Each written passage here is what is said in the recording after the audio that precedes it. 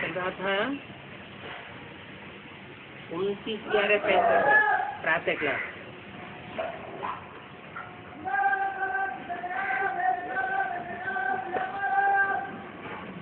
प्रश्न 2 पर बात चल रही थी। बाप कहते हैं मैं बच्चों के सन्मुख होता हूँ।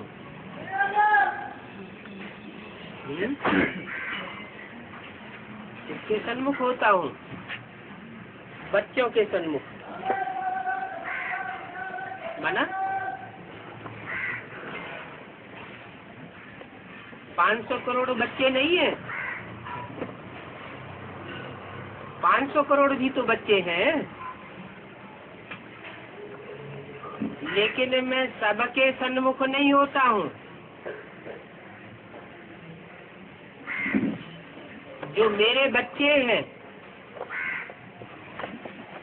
उनके सन्मुख होता हूँ। कौन है मेरे बच्चे?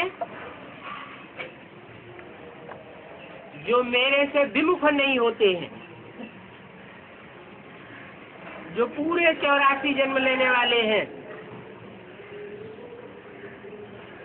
क्योंकि पूरे 84 जन्म लेने वालों को ही देवता कहा जाता है। दिन प्रतिदिन देखेंगे बाबा मधुबन से बाहर जावेंगे ही नहीं। क्या कहा? मधुबन से बाहर जावेंगे ही नहीं। माना मधुबन में ही रहते, मन बुद्धि से रहते हैं या प्रैक्टिकल में साकार में रहते हैं? मन बुद्धि से। और प्रैक्टिकल साकार में बाहर में जावेंगे, जाना पड़ता है। बाहर का मतलब क्या है?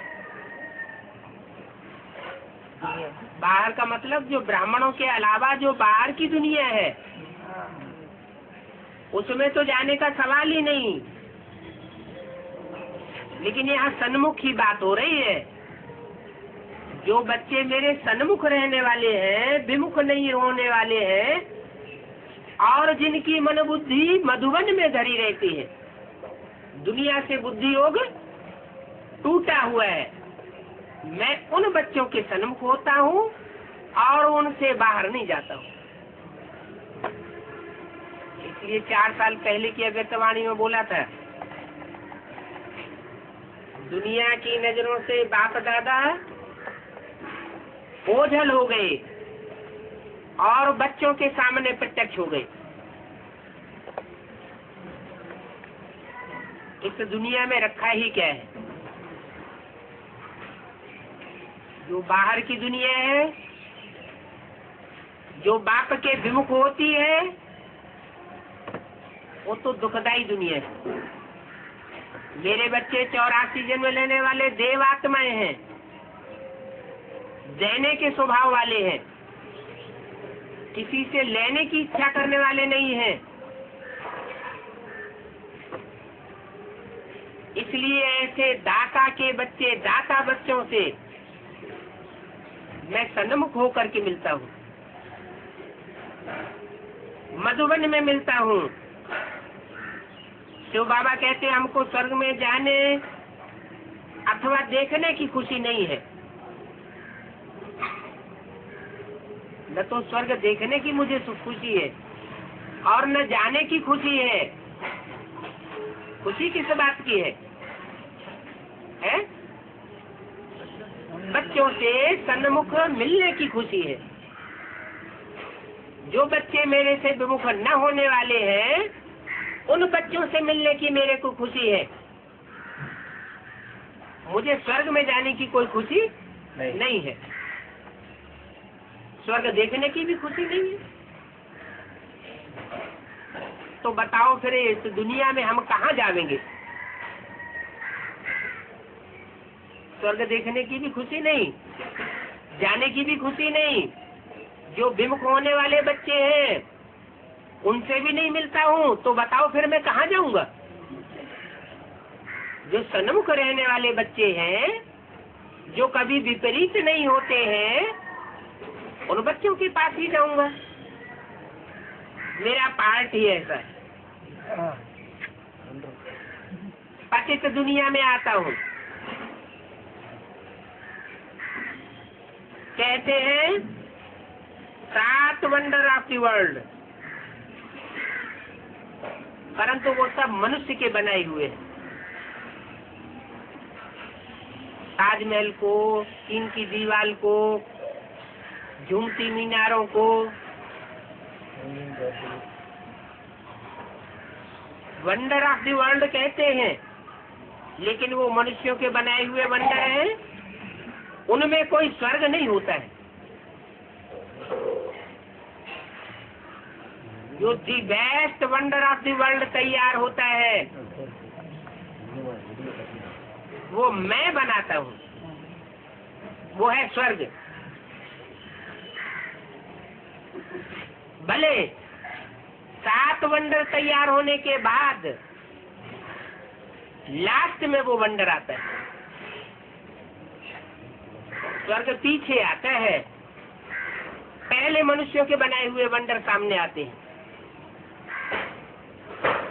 तो मुझे पतित दुनिया, पतित शरीर, पुराने राज्य में आना पड़ता है।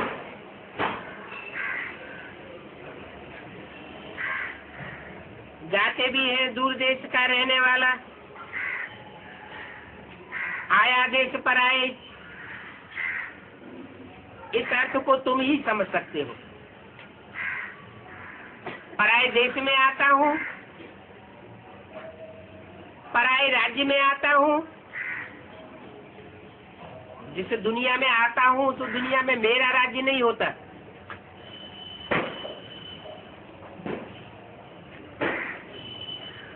और पतित शरीर में आता हूँ। बोला आना पड़ता है, मैं हूं तो एवर प्योर, लेकिन पतित शरीर में आना पड़ता है, क्योंकि पतितों को ही पावन बनाना है। अभी हम पुरुषार्थ करते हैं, फिर अपने देश में आवेंगे। अच्छा, द्वापर के बाद जो आत्माएं आवेंगी, वो तो पुराने राज्य, रावण राज्य में आवेंगी। राम राज्य में तो आवेंगी नहीं। उन्हों का थोड़ा सुख और थोड़े दुख का पार्ट है, और तुम्हारा लंबे समय के सुख का पार्ट है। तुम सतयुग से लेकर के फुल सुख देखते हो।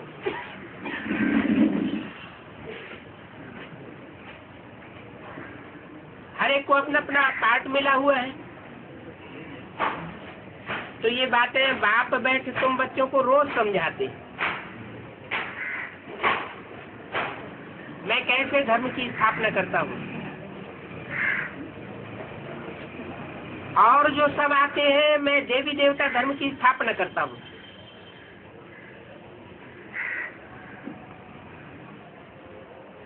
वो आसुरी धर्मों की स्थापना करते हैं। तुम्हारे देवी देवता धर्म में ही सुख है। फिर उस देवी देवता धर्म के लायक मैं तुमको बनाता हूँ, क्योंकि तुम दूसरे धर्मों के संग के रंग में आकर के नालायक बन पड़े। अपने धर्म को भूल गए, कर्म को भूल गए, धर्म स्थापक को भूल गए। तुम समझते हो, हम स्वर्ग के मालिक थे और लायक भी थे, अभी लायक बन पड़े हैं। माया ने हमको पूरा नालायक बनाया है। किसने बनाया? माया ने। माया कौन है? माया को तो बेटी कहते हैं।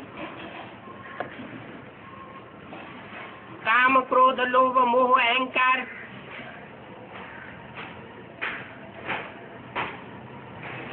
पांचों का संघात जिसमें भरा पड़ा है। वो माया का रूप है। बाप कहते हैं अभी तुम बेसमझ बन पड़े हो। नारद की भी कहानी है। शास्त्रों में नारद का नाम आया है। जैसा काम होता है वैसे ही नाम होते हैं। नार माने होता है ज्ञान, द माने देने वाला, नारद माने ज्ञान जल देने वाला, जो दूसरों को ज्ञान तो देता है लेकिन दूसरों को कहता है चलो बैकुंठ चलो बैकुंठ, लेकिन नरक की दुनिया में ही चक्कर काटता रहता है। खुद स्वर्ग में क्यों नहीं जाता? तो नारद का मुंह बंदर मिसल दिखाई दिए। तो तुम समझते हो नारद तो भक्त था, झांझ बजाने वाला था। नारायण में और नारद में क्या अंतर हुआ? नारद जो पुरुषार्थ करता है उस पुरुषार्थ में वो जीते जी स्वर्ग का अनुभव नहीं कर सकता, ज्ञान तो देता है। और नारायण जो नर से नारायण बनता है डायरेक्ट, वो ज्ञान भी देता है और प्रैक्टिकल में जीवन में रहते स्वर्ग का अनुभव भी करता है। तो ज्ञान तो है ईश्वरीय, प्रैक्टिकल, प्रैक्टिकल किया तो ईश्वरीय ज्ञान का सबूत है। अगर ज्ञान दूसरों को सुनाते रहे, खुद अपने जीवन में धारण नहीं कर पाया,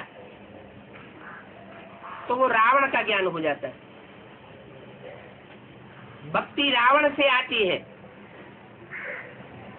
और प्रैक्टिकल ज्ञान राम से आता है। तो झांझ बजाने वाला नारद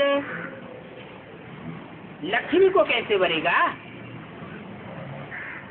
जब तक राजयोग सीख करके पवित्र न बने?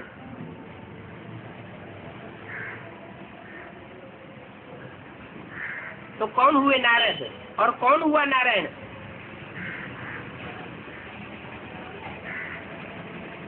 जो भी संगम युग में ईश्वरीय ज्ञान को सीखते हैं और सतयुग की 9 गद्दियों में नारायण तो बनते हैं, लेकिन वो प्रैक्टिकल जीवन में रहते रहते सिद्धि प्राप्त नहीं कर पाते। वो हुए नारद। और इसी जन्म में प्रैक्टिकल में सिद्धि प्राप्त करे, वो हुआ नारायण। जब तक राजयोग न सीखे, इसका मतलब ये हुआ कि जो 8 नारायण हैं सतयुग के, जो सतयुग में बच्चा बन करके बड़े होंगे, फिर राजगद्दी लेंगे, वो शरीर छोड़ करके नारायण बनेंगे। और जो नर से नारायण डायरेक्ट बनने वाला है, वो पूरी बात को समझ करके न्याय ज्ञान को पूरा अच्छी तरीके से जीवन में धारण करके दूसरों को धारणा करा के अपनी राजा स्थापन करता है इसी जीवन में।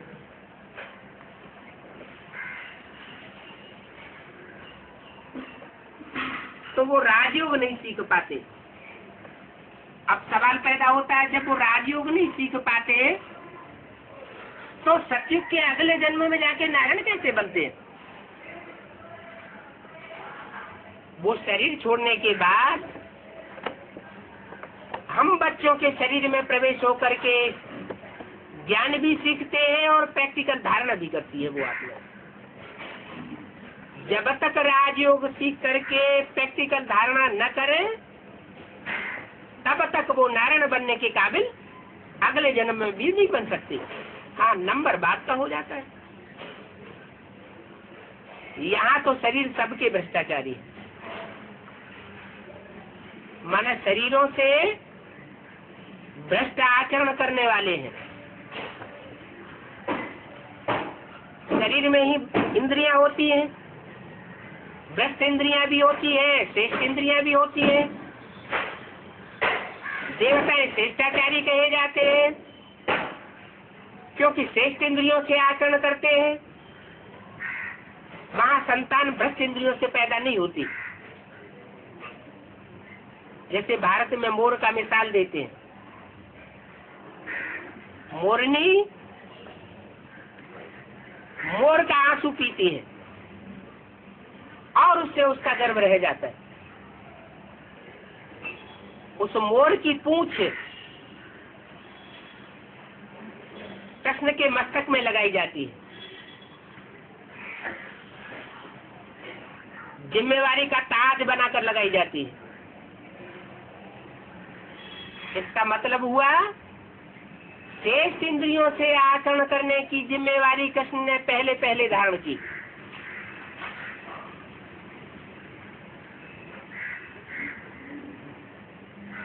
तो सतयुग में सब श्रेष्ठ इंद्रियों से आचरण करने वाले श्रेष्ठाचारी होंगे,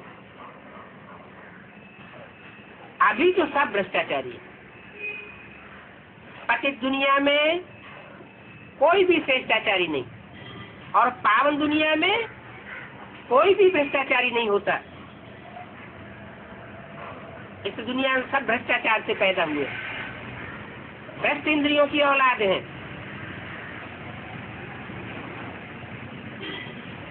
और तुम बच्चों को बाप ने भ्रष्ट इंद्रियों से थोड़ा ही एडॉप्ट किया है, तुमको तो एडॉप्शन किया है, तुमने कोई गर्भ से थोड़ा ही जन्म लिया है।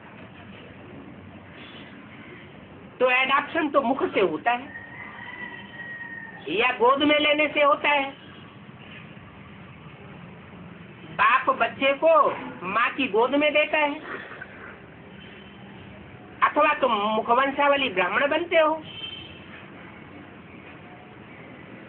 तो मुखवंशावली का मतलब है कि परमात्मा शिव ने ब्रह्मा के मुख से जो ज्ञान सुनाया, उस ज्ञान को जिन्होंने अपने जीवन में धारण किया,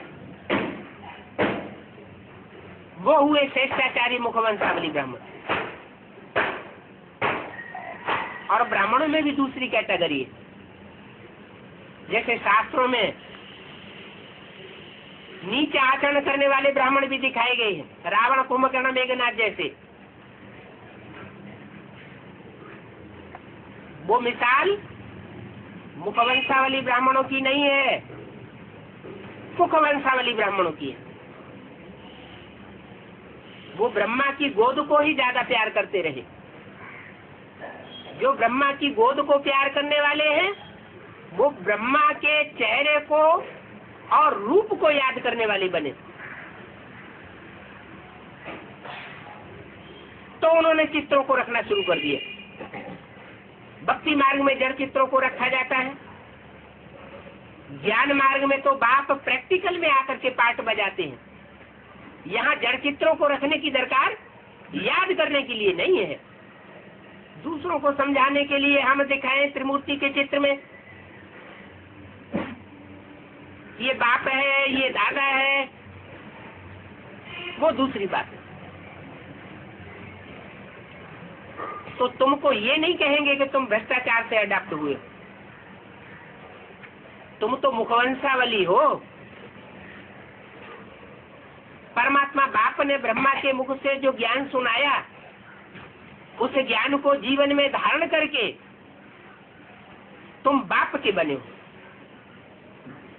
तुमने पवित्रता की प्रतिज्ञा ली है। तुमको हमने विघ से थोड़ा ही पैदा किया है,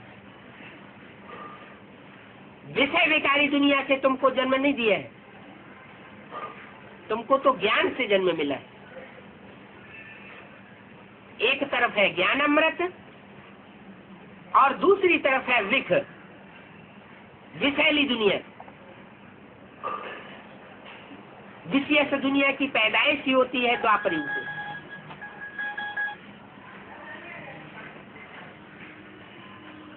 ये भ्रष्टाचार से द्वापर युग शुरू होता है।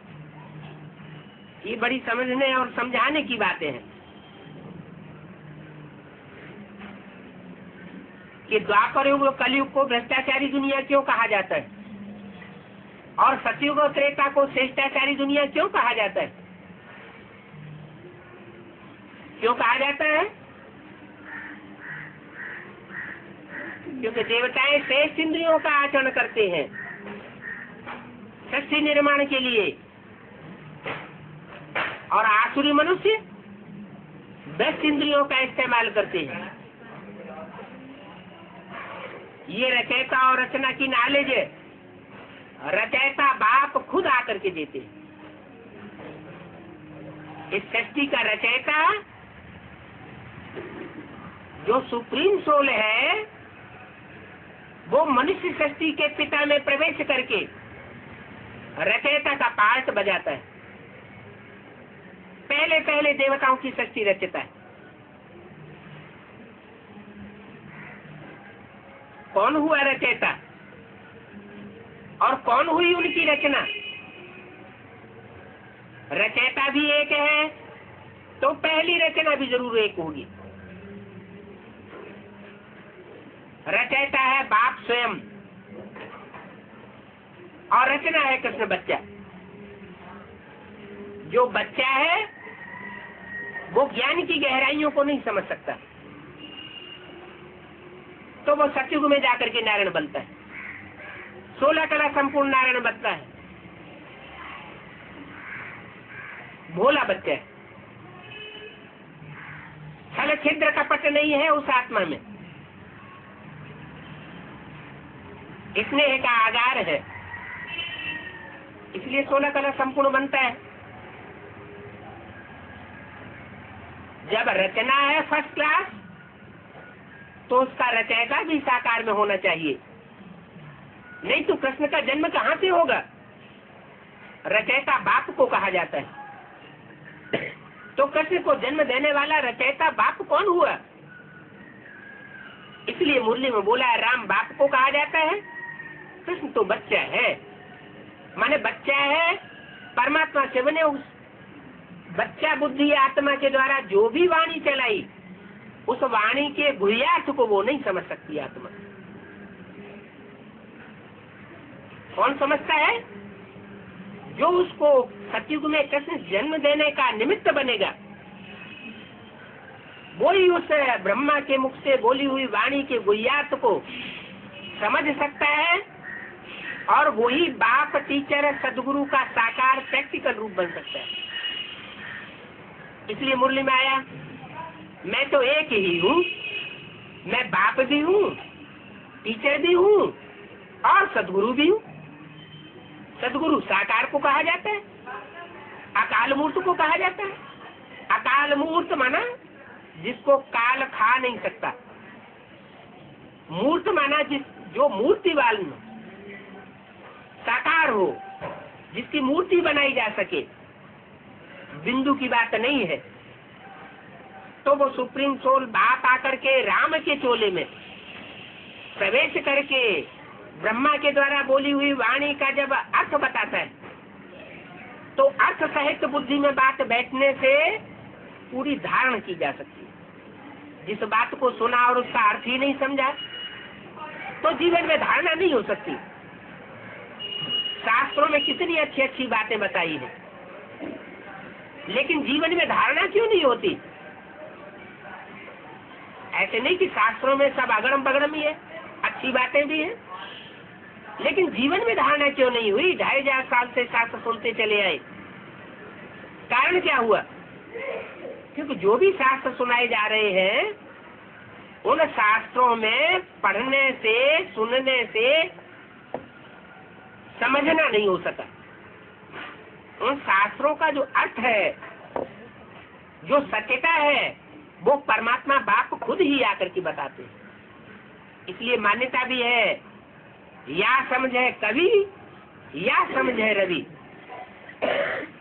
या तो ज्ञान सूर्य परमात्मा शिव स्वयं ही सृष्टि पर अवतरित हो जाए, तो शास्त्रों का सही अर्थ बता सकता है। और या तो वो शास्त्रों में जो कविता करने वाले कवि थे वो कवि ही सृष्टि पर बने रहे थे अजर अमर, तो उनका सही अर्थ चला आता। लेकिन शास्त्र तो बन गए, लेकिन उनको बनाने वाले जो कवि थे वो नहीं रहे, तो अर्थ कौन बताएगा? आखिर इन परमात्मा को स्वतः ही आकर के उनका सही अर्थ बताना पड़ता है। तो सभी पॉइंट्स तो कोई समझ नहीं सकता। बाप जितने भी पॉइंट्स बताते हैं सारे पॉइंट कोई नहीं समझ सकता, क्योंकि यहाँ रहते हैं, सन्मुख सुनते हैं तो बुद्धि में ठहरता है, और बाहर की दुनिया में गए तो गुम हो जाता है। जितना जितना सोने का पात्र होगा उतना उतना बुद्धि में बैठेगा। बुद्ध रूपी पात्र अगर देह अभिमान की मिट्टी के संग के रंग में आ गया तो बुद्धि में से सारा ज्ञान उड़ जाता है। तो यहाँ से बाहर गए, संग मिला और खलास हो जाता है। जब तक सन्मुख है तो अच्छा अच्छा करते हैं, बाहर की दुनिया का संग का रंग लगने से सपाट हो जाता है। कहा जाता है संग तारे कुसंग बोले। क्या? श्रेष्ठ संग पार उतार देता है और दुष्ट का संग डुबो देता है। तो फिर क्या करना चाहिए? श्रेष्ठ संग करना चाहिए। लेकिन श्रेष्ठ संग होता है, बाहर की दुनिया में जाएंगे या नहीं जाएंगे? हैं? जाएंगे। क्यों जाएंगे? उसको श्रेष्ठ बनाना चाहिए। श्रेष्ठ बनाने के लिए जाएंगे। श्रेष्ठ वाचा से बनेंगे, कर्मणा से बनेंगे, या मनसा की पावर से बनेंगे? तीनों से भी बनेंगे। तीनों से बनेंगे। तो तीनों से बनेंगे तो पेट का धंधा करना पड़ेगा, और दुनिया में पेट के धंधे सब झूठे हैं, तो झूठा धंधा करना पड़ेगा, झूठों के संग के रंग में आना पड़ेगा।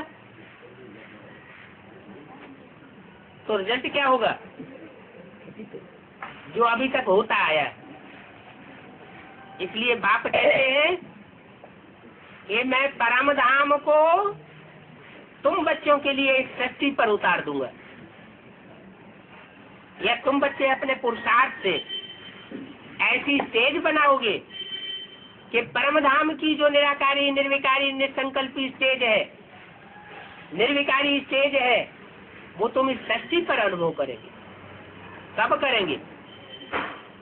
ऐसी स्थितियां पैदा होने वाली हैं एडवांस पार्टी वाले बच्चों के लिए, उन्हें ये दुनिया छोड़ करके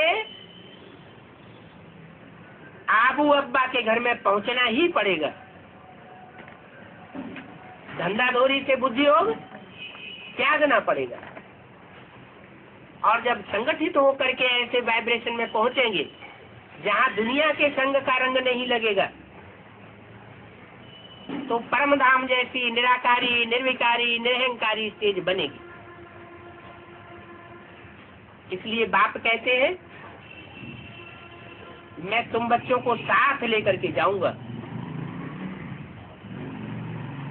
साथ रहेंगे, साथ जिएंगे, साथ खाएंगे, और साथ में ही ले जाएंगे। कहाँ ले जाएंगे? परम धाम। परम धाम ले जाने की बात तो बाद की है, वो तो मजबूरी है। एटॉमिक एनर्जी से सारी दुनिया में विस्फोट होंगे, दुनिया ही खलास हो जाएगी, तो वो तो जाना ही जाना है। लेकिन उससे पहले जो प्रैक्टिकल महामधुबन बना है, जिसके लिए पहली लाइन में ही अभी बोला, क्या बोला? दिन प्रतिदिन बाप दादा मधुबन से बाहर नहीं जाएंगे। तो अभी तो बाहर जाना पड़ता है। क्यों जाना पड़ता है? क्योंकि बच्चों का संगठन अभी इकट्ठा नहीं हुआ है, मालाएं तैयार नहीं हुई हैं नंबरवार पुरुषार्थ अनुसार, जो माला सब धर्म में फेरी जाती है। सब धर्म वाले उस माला को मानते हैं। माला रूपी संगठन है श्रेष्ठ आत्माओं का, जो परमात्मा ने बनाया था। अभी बाप कहते हैं अभी बाहर का संग से बुद्धियों को तोड़ दो, क्योंकि संग तारे कुसंग बोले। भले यहाँ भी बैठे हैं, परंतु जिनका यहाँ बैठे भी बुद्धियों को बाहर भागता रहता है, तो उनका पुरुषार्थ कैसे पूरा होगा?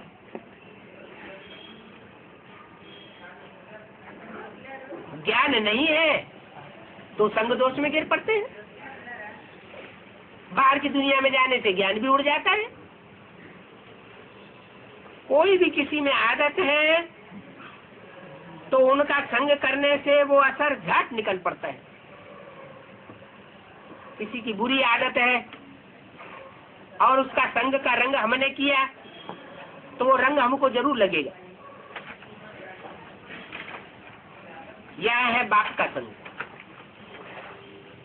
कहाँ कहाँ है बाप का संग? ये मुरली कहाँ बोली गई थी? माउंट आबू में बोली गई। तो माउंट आबू के लिए कहा यहाँ है बाप का संग और बाहर की दुनिया में है कुसंग। तो बाप क्या चाहते हैं? बाहर की दुनिया के कुसंग में जाएंगे तो कुसंग का संग का रंग लगेगा। रंग लगेगा तो बुद्धि में से ज्ञान उड़ जाएगा। ज्ञान उड़ जाएगा तो धारणाएं पतित हो जाएगी। तो करना क्या है? यहाँ है बाप का संग। माने माउंट आबू में जहाँ मुरली चल रही थी वहाँ बाप का संग है, और दुनिया में चारों ओर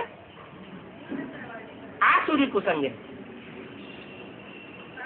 तो क्या करना चाहिए? है? बोला यह है बाप का संग, फिर तो बाप को फॉलो कर औरों का भी उद्धार करते रहते हैं। तो जो बाप को फॉलो करेंगे, औरों का भी उद्धार करते रहेंगे, वो ही उच्च पद पाते हैं। क्या फॉलो करें? है? उन सन्यासियों के लिए तो बाबा कहते हैं कि वो सन्यासी घर घाट छोड़ करके चले जाते हैं, फिर गृहस्थियों को अपना फॉलोअर बनाते। अरे वो फॉलोअर कैसे हो गए? अगर फॉलो करें तभी तो फॉलोअर हुए। गुरु ने घर गृहस्थ छोड़ दिया, तो जो फॉलोअर है वो भी तो घर गृहस्थ को छोड़े, तभी तो फॉलोअर कहा जाएगा। नहीं तो फॉलोअर कैसे हुआ? तो हम बच्चे परमात्मा बाप के फॉलोअर। परमात्मा बाप कहते हैं यहाँ है बाप का संग। कहाँ? माउंट आबू में। वहाँ नहीं, यहाँ माने जहाँ मुरली चलाई गई। यहाँ है बाप का संग, फिर तो बाप को फॉलो करो। क्या करो? बाप को फॉलो करो। जगन्नाथ भाई बहुत मेहनत की कि बाबा के घर में रहे। बाप को फॉलो करो, औरों का भी उद्धार करते रहो, तो जरूर ऊंचे पद मिलेगा। तो बोला कई नए नए बच्चे कहते हैं बाबा हम नौकरी आदि छोड़ करके इसी सर्विस में लग जावे, माना बाबा के साथ रहे, बाबा का ही संग का रंग लगे, दुनिया का संग हमको न लगे। क्यों कहते हैं बार बार? है? कई बच्चे कहते हैं तो क्यों कहते हैं? क्योंकि बाबा के पास आते हैं तो अवस्था अच्छी बन जाती है, और बाहर की दुनिया में नौकरी धंधे के संग के रंग में जाते हैं तो अवस्था खराब हो जाती है। बार बार का उनका ये अनुभव है, तो वो बच्चे बार बार बाबा से पूछते रहते हैं। तो बाबा कहते हैं बच्चे आगे चल करके माया नाक से ऐसा पकड़ेगी जो बात मत पूछो। तब क्या करेंगे? बाबा के पास अभी आकर के बैठ तो जाओ, लेकिन जो जितना रुस्तम बन के चलता है, माया उसको उतना ही बड़े रूप में पकड़ती है। अनुभव कहता है, ऐसे बहुतों ने घर गांठ छोड़ा है। क्या? बहुतों ने घर गांठ छोड़ा है। उन छोड़ने वालों में अभी भी माउंट आबू में ढेर बैठे हुए, छोड़ छाड़ करके सन्यासी बन करके माउंट आबू में बैठ गए। क्या ज्ञान सुनकर के आकर्षित हुए थे? या भक्ति मार्ग के सन्यासी मिसल छोड़ छाड़ करके बैठ गए? तो बाप कहते हैं आगे चल करके माया ऐसा नाक से पकड़ेगी जो बात मत पूछो। अनुभव ऐसा कहता है कि बहुतों ने छोड़ा है, फिर चले गए। कहाँ चले गए? है तो इसी दुनिया में, चले कहाँ गए? श्रीमत के बरखिलाफ चले गए। देहधारियों के संग का रंग लग गया, देहधारी गुरुओं के चंबे में आ गए। ईश्वरीय जन्म तो लिया, फिर माया ने उनको घसीट लिया। जब माया ने उनको घसीट लिया तो माया अपनी मत पर चलाएगी या ईश्वरीय मत पर चलने देगी? अपनी मत पर चलाएगी।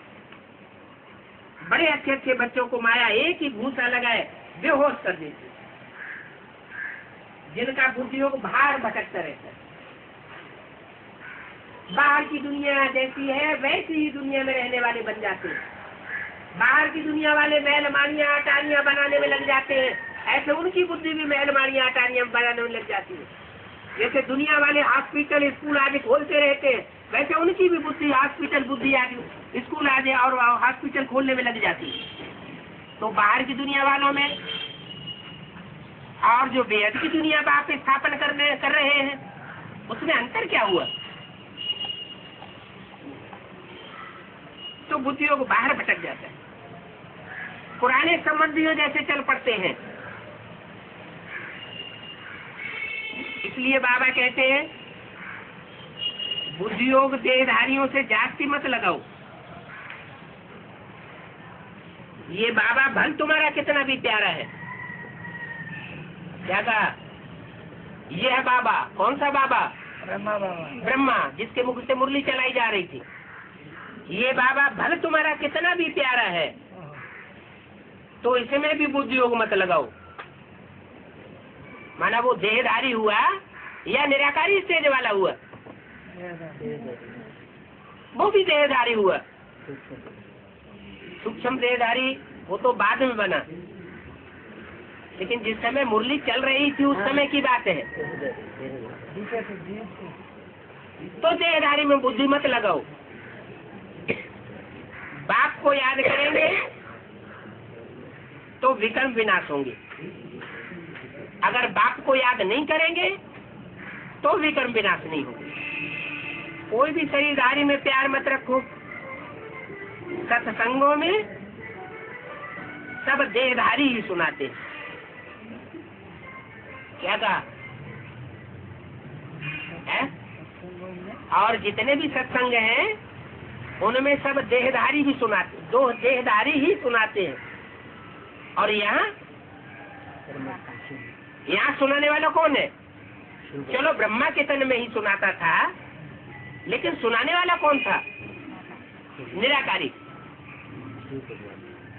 भले निराकारी स्टेज वाला नहीं था, लेकिन सुनाने वाला था तो ना निराकारी। तो निराकारी स्टेज वाला खुद नहीं था तो जरूर दूसरों को भी उस समय बनाने की बात नहीं थी। जब वो खुद ऐसी स्टेज पकड़े, निराकारी, निरहंकारी, निर्विकारी, तब बच्चों को भी ऐसी स्टेज धारण करा सके। कोई महात्मा का नाम लेते हैं तो ऐसे थोड़े ही कहते हैं कि परमपिता परमात्मा शिव हमको पढ़ाते हैं। यहाँ तो बाप बैठ बच्चों को पढ़ाते हैं, बच्चों को समझाते हैं इस रचना का मैं बीज हूँ, चैतन्य हूँ, मुझे सारे झाड़ की नॉलेज है।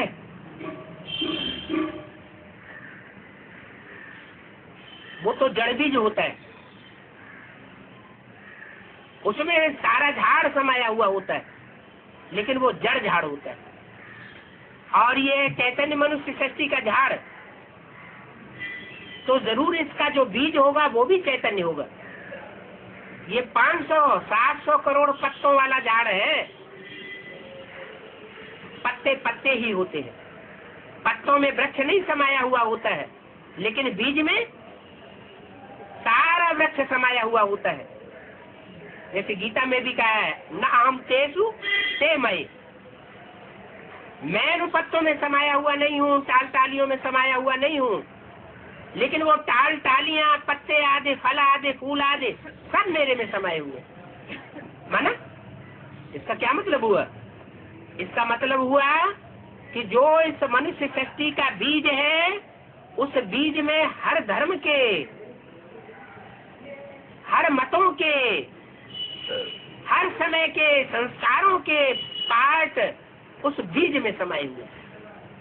वो सबका बाप है, इस्लामियों का भी बाप है, बौद्धियों का भी बाप है, क्रिश्चियंस का भी बाप है, हर धर्म का पिता है। वही पिता अभी आकर के कहता है सर्वधर्मान परित्यज्य। अभी सब धर्म जो है तामसी हो गए हैं, उनमें जो धारणाएं सिखाई जा रही है वो तामसी धारणा है, उनको छोड़ दो। और अब मैं जो तुम्हें पढ़ाई पढ़ा रहा हूं उस पढ़ाई को पढ़ो। अर्जुन से भी ऐसे ही कहा, अर्जुन तू शास्त्रों का पढ़ा हुआ सारा भूल जा, मैं जो तुझे बताता हूं वो पढ़। ये शास्त्र तेरे को अनेक जन्मों का ज्ञान नहीं देंगे, तू अपने आगे पीछे के जन्मों को नहीं जानता, मैं तेरे को बताता हूं। अब अकेले एक अर्जुन को बताएगा या इस मनुष्य शक्ति की जो भी मनुष्य आत्मा पाठधारी है सबको बताएगा? सबको बताएगा? वो सिर्फ तरीका बताता है। इस तरीके से ज्ञान में चलेंगे, योग को धारण करेंगे, ऐसे ऐसे जीवन बितावेंगे तो तुम्हें अपने जीवन के अनेक जन्मों का साक्षात्कार होता रहेगा। तो परमपिता परमात्मा शिव हमको पढ़ाते हैं,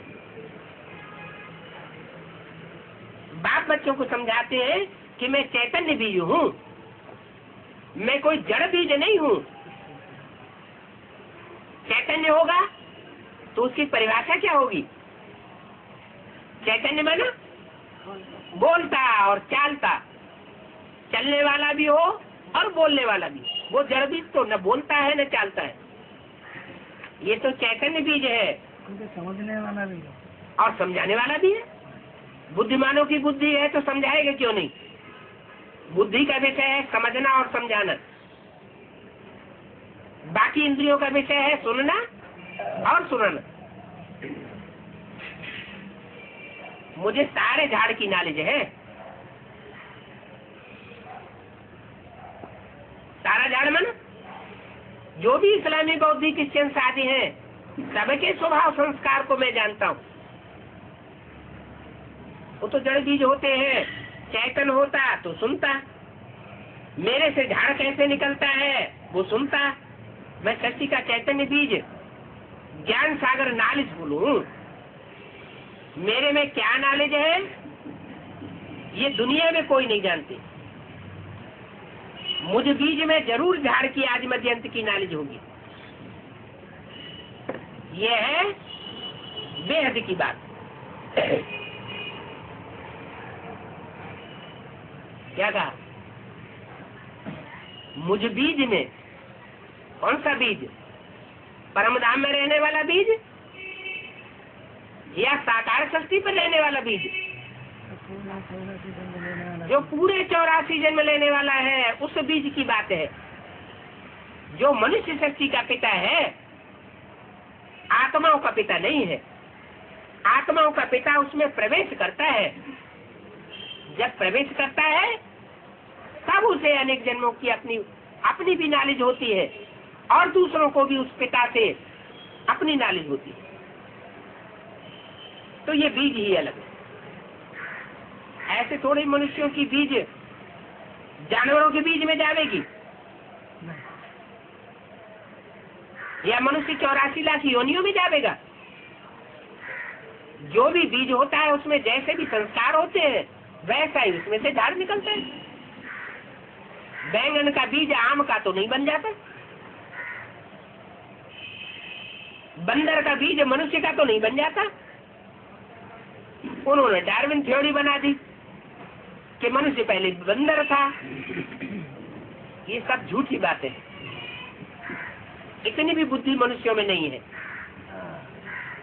कि बीज जो है, जो बीज होगा वैसा ही झाड़ होगा। बीज बदल करके दूसरा झाड़ नहीं बन सकता।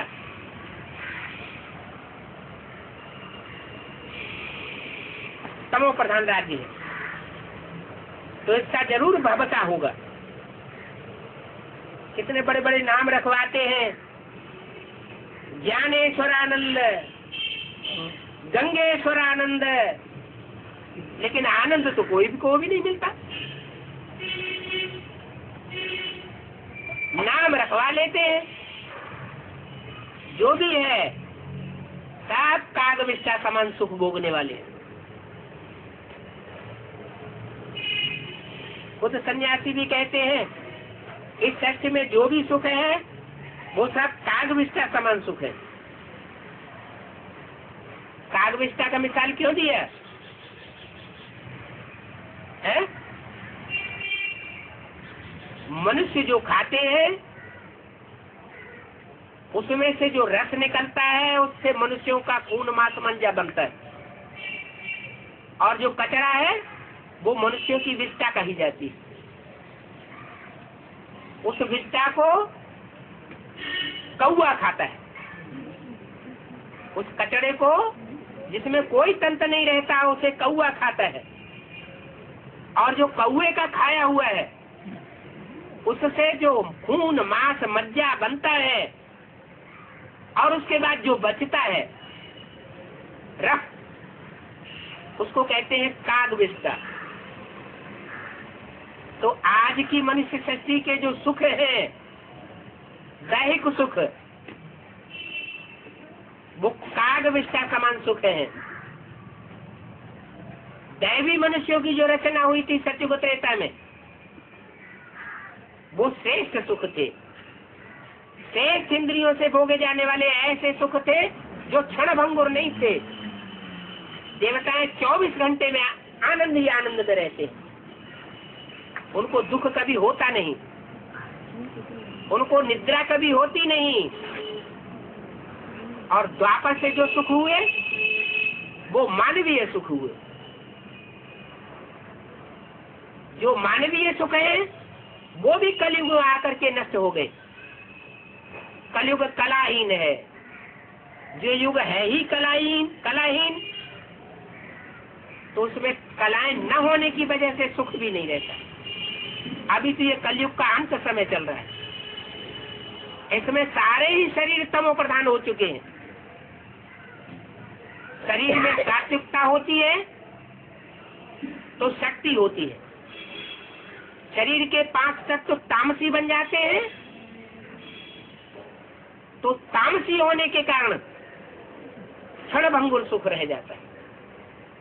और जो क्षण भंगुर सुख है वो कागविष्ठा समान कहा गया। और ये तो है लास्ट जन्म। इस आखिरी जन्म में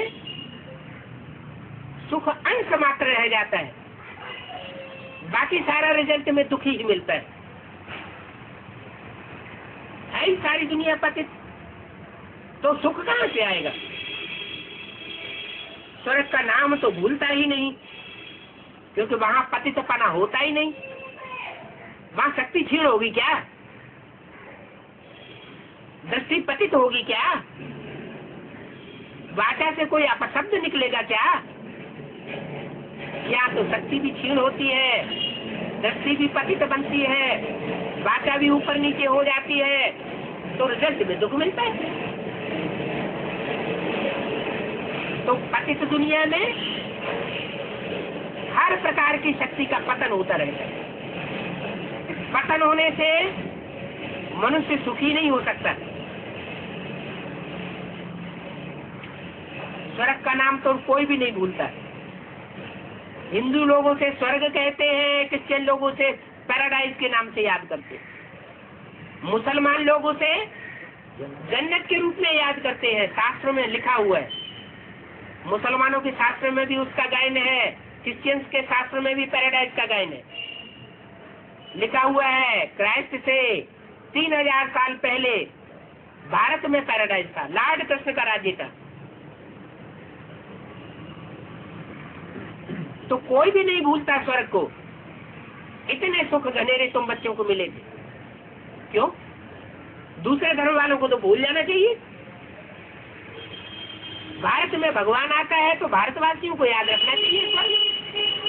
दूसरे धर्म वाले स्वर्ग को क्यों नहीं भूलते? क्या कारण है? दूसरे धर्म वाले भी भारत में थे। नहीं थे तो भारत में, लेकिन भारतवासी जो है, जो पवित्र बनने की स्पेशलिटी वाले हैं, वही तो स्वर्ग में जाते हैं।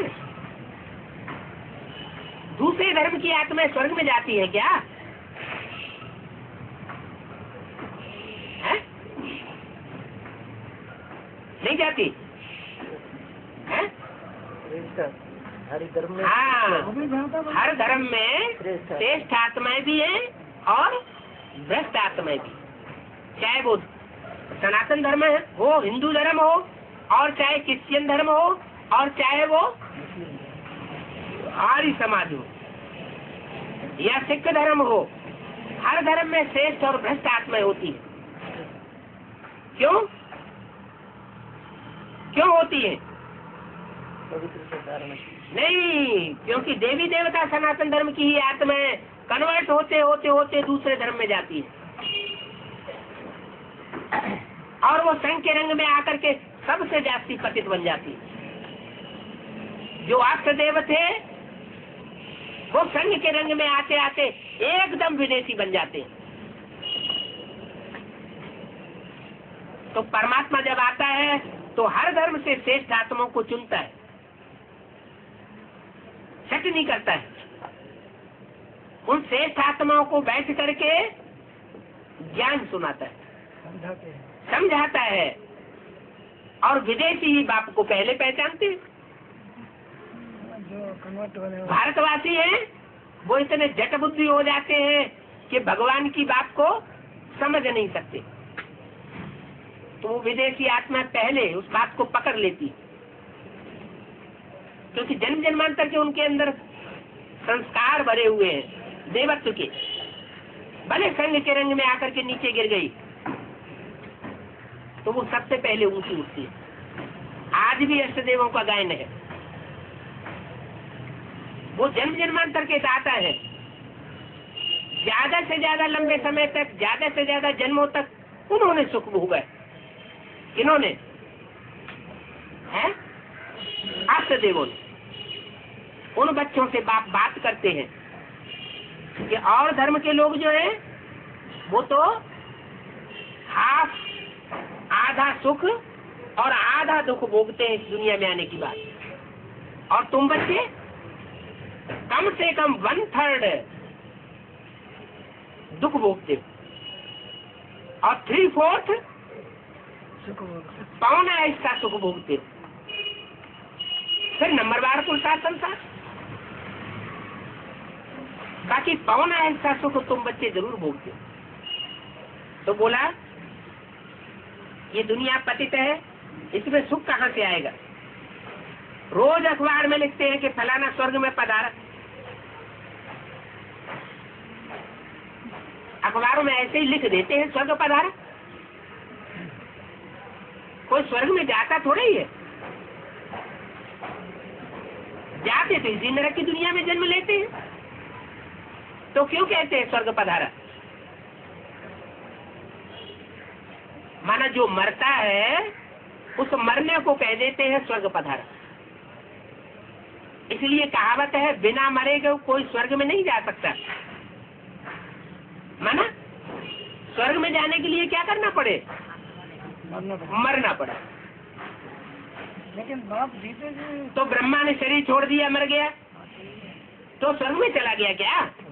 नहीं, मरना पड़ेगा। कि मतलब ये हुआ कि परमात्मा बाप की श्रीमत पर पूरा पूरा चलना, माना ऐसे दुनिया से और देहभान से पूरा मर जाना। ये कोई मासी का घर नहीं है, पूरा श्रीमत पर चलना। इसमें देहभान पूरा मिटाना पड़ता है। बाबा ने समझाया है, आत्मा का कोई में प्रवेश कर बोलने लग पड़ते हैं। पितरों को बुलाते हैं ना, फिर आत्मा कहाँ आकर के बैठेगी? इसको पता थोड़ा ही पड़ता है कि आत्मा कैसे आती है, क्योंकि शरीर तो दूसरे का होता है। तो दूसरे का शरीर होता है, तो दूसरे का शरीर जिसका है वो आत्मा खाएगी या जो प्रवेश करने वाली आत्मा है वो खाएगी? 29/11/65 की वाणी का तीसरा पेज उनके पेट में पड़ेगा जिसका शरीर है। और खाने का मजा कौन लेगी? है? खाने का आनंद कौन लेगी? प्रवेश करने वाली आत्मा लेगी या जिसका शरीर है वो लेगी? जो प्रवेश करने वाली आत्मा है वो आनंद लेगी, खाने का मजा लेगी। तो खाने का पाप या पुण्य जो भी बनता है वो किसके ऊपर लगेगा? क्यों? जो प्रवेश करने वाली आत्मा है उसके ऊपर लगेगा, क्योंकि उसने तो अनुभव किया ना। जिसने सुख भोगा, साथ साथ वो भी नहीं अनुभव। जिसने दुख भोगा उसके ऊपर दुख और सुख का लेप छेप लगेगा। जिसने सुख और दुख भोगा ही नहीं उसके ऊपर लेप छेप कैसे लेगा? भले भोजन उसी पेट के अंदर रखा हुआ है। तो तुमको मालूम है कि कोई के तन में आत्मा आती थी, खिलाते थे तो जट भाग जाती थी। गुलाब जल डाला और ये भागा। माना ये शिव बाबा की बात हुई कि शिव बाबा कोई बच्चे में प्रवेश करते थे, अगर उसमें गुलाब जल डाला तो भाग जाता था। माना क्या हुआ? वो भोगते नहीं। शिव बाबा कहते हैं मैं तो अभोक्ता हूँ ना, कुछ खाता नहीं हूँ। खाता पीता हूँ तो मेरा एक ही मुकर्रर रथ है, उसके द्वारा मैं खाता भी हूँ, पीता भी हूँ, भोगता भी हूँ। लेकिन वो भी शरीरधारी भोगता है, मैं तो नहीं भोगता। मैं कर्मेंद्रियों से भोगता हूँ क्या? भोग वो भोगेगा जिसका मन कंट्रोल में नहीं होगा। वो तो बुद्धिमानों की बुद्धि है, उसकी बुद्धि में से कभी ज्ञान खिसकता नहीं है। जिसकी बुद्धि में से ज्ञान खिसकता हो उसका मन रूपी घोड़ा उछाल मारेगा। मैं तो सदाशिव हूँ। तो शिव बाबा कहते हैं हम तो अभोक्ता हूँ। मम्मा की आत्मा आती है तो खाती है, ब्रह्मा बाबा की आत्मा गुलजार दादी में आती है तो खाती है, फिर भी आते हैं। जैसे पितर आते हैं बैठ खाते हैं, परंतु मम्मा की कर्मातीत अवस्था है, वो सब आत्माएं विकर्मी। ये बातें समझने की है, सिवाय एक के और किसको बाबा कहा नहीं जाता। क्या कहा? बाबा सिर्फ एक को ही कहा जा सकता है, माना, क्योंकि मुकर्रर है ना, मुकर्ररत है तो मैं उसी को ही बाबा कहा जाएगा। गुरु नानक भी कोई बाबा थोड़े ही है, क्यों नहीं है बाबा? इसलिए बाबा नहीं है कि वो मुकर्ररत नहीं,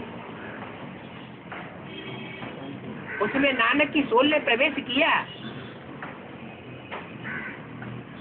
क्राइस्ट की आत्मा ने जीसस में प्रवेश किया, लेकिन वो बाबा नहीं कहा जा सकता। मनुष्य सृष्टि का बाबा सिर्फ उसको ही कहा जाता है जब सुप्रीम सोल मनुष्य सृष्टि के पिता में, राम वाली सोल में अंतिम जन्म में प्रवेश करता है।